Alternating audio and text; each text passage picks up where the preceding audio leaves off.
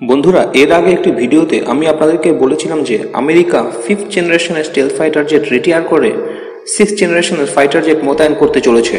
আর এই 6th জেনারেশনের F-47 নামক যুদ্ধবিমানটি এতটাই অত্যাধুনিক এবং ডেঞ্জারাস যে আগামী কয়েক দশকে সারা পৃথিবীর কোনো দেশ এই রকম 6th জেনারেশনের ফাইটার জেট তৈরি করতে পারবে না।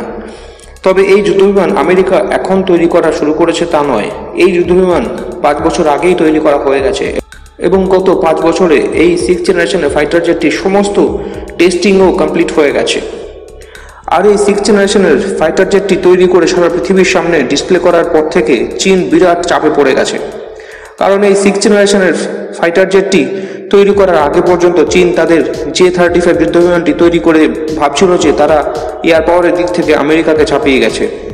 কিন্তু এখন চীনের সব অহংকার চূর্ণ হয়ে গেছে, কারণ 5th জেনারেশন থেকে 6th জেনারেশনে পৌঁছাতে গেলে চীনের আরও 20 থেকে 25 বছর সময় লেগে যাবে। আর এই পরিস্থিতিতে চীন যথেষ্ট ঘাবড়ে গেছে, তারা ঠিক কী করবে বুঝে উঠতে পারছে না।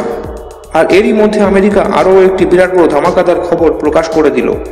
আমেরিকার একটি প্রাইভেট কোম্পানি ক্রেটোস এমন একটি ড্রোন তৈরি করে ফেললো যেটি হাইপারসনিক গতিতে উড়তে সক্ষম।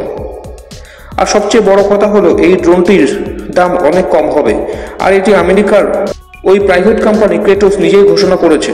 তারা যেটা বলছে যে এই ড্রোনটি হাইপারসনিক গতিতে উড়তে উড়তে শত্রুপক্ষের ওপর নজরদারিও চালাতে পারবে। প্রয়োজন পড়লে শত্রুপক্ষের ওপর ভয়ঙ্কর হামলা চালিয়ে নিমেষে সবকিছু ধ্বংস করে ফেলতে পারবে। আর একসাথে অনেকগুলি টার্গেটকে ধ্বংস করতে সক্ষম আমেরিকার এই হাইপারসনিক ড্রোন। আর এই ড্রোনটি আমেরিকান সেনাবাহিনীর হাতে তুলে দেওয়া হলে একটি বিষয়ে আমেরিকান সেনাবাহিনী কিছুটা স্বস্তি পাবে, আর তা হলো রিকনিসেন্স। অর্থাৎ এই হাইপারসনিক ড্রোন ব্যবহার করে তারা তাদের শত্রু পক্ষের ওপর নিরাপদে চরবৃত্তি করতে পারবে, যা এই মুহূর্তে আমেরিকার কাছে একটি বিরাট বড় চ্যালেঞ্জ। কারণ এই মুহূর্তে আমেরিকার সমস্ত শত্রু দেশগুলির কাছে এয়ার ডিফেন্স সিস্টেম এতটাই শক্তিশালী হয়ে উঠেছে যে ড্রোন পাঠিয়ে নজরদারি চালানো প্রায় অসম্ভব হয়ে উঠেছে। কারণ প্রায়ই এটি শোনা যায় যে ইরানে আমেরিকার ড্রোন মেরে নামানো হয়েছে, এমনকি হুতি বিদ্রোহীরাও আমেরিকান ড্রোনকে মেরে নামিয়ে ফেলছে, যা আমেরিকার মতো একটি সামরিক দিক থেকে মহাশক্তিশালী দেশের কাছে একটি বিরাট বড় লজ্জার বিষয়। আর আমেরিকার সেনাবাহিনীর হাতে হাইপারসনিক ড্রোন চলে আসলে সেই সব সমস্যা আর থাকবে না। কারণ হাইপারসনিক গতিতে উঠতে থাকা কোনো বস্তুকে মেরে নামানো তো দূরে থাক, ট্র্যাক করাই অসম্ভব। আর এখানেই হলো হাইপারসনিক ড্রোনটির একটি বিরাট বড় প্লাস পয়েন্ট। আমেরিকা এই হাইপারসনিক ক্রেটোস ড্রোনটির শত্রুপক্ষের দেশের ওপর পাঠিয়ে দেবে এবং সেই ড্রোনটি হাইপারসনিক গতিতে উঠতে উঠতে ওই দেশের ভেতরে প্রবেশ করে সন্তর্পণে নজরদারি চালাবে। কিন্তু সেই দেশে যত শক্তিশালী এয়ার ডিফেন্স সিস্টেম থাকুক না কেন, আমেরিকার এই ক্রেটোস হাইপারসনিক ড্রোনকে ট্র্যাক করতে কালঘাম ছুটে যাবে। আর ট্র্যাক যদি করেও ফেলে, এই ড্রোনকে মেরে নামানো অসম্ভব হয়ে পড়বে।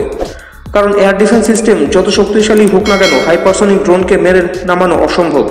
রাশিয়া এবং চীনের কাছে তো অনেক শক্তিশালী এয়ার ডিফেন্স সিস্টেম রয়েছে, কিন্তু আমেরিকান সেনাবাহিনীর কাছে হাইপারসনিক ড্রোনটি চলে আসলে তা রাশিয়া এবং চীনের কাছে একটি কাল হয়ে দাঁড়াবে। আর এক্ষেত্রে চীনের দম্ভ অনেকটা কমবে, কারণ এই হাইপারসনিক ড্রোন সামরিক শক্তির দিক থেকে আমেরিকাকে আরও অনেক এগিয়ে দেবে। তো বন্ধুরা, এই বিষয়ে আপনাদের কি মতামত তা কমেন্ট করে জানান এবং ভিডিওটি ভালো লাগলে লাইক করে চ্যানেলটিকে সাবস্ক্রাইব করুন। ধন্যবাদ।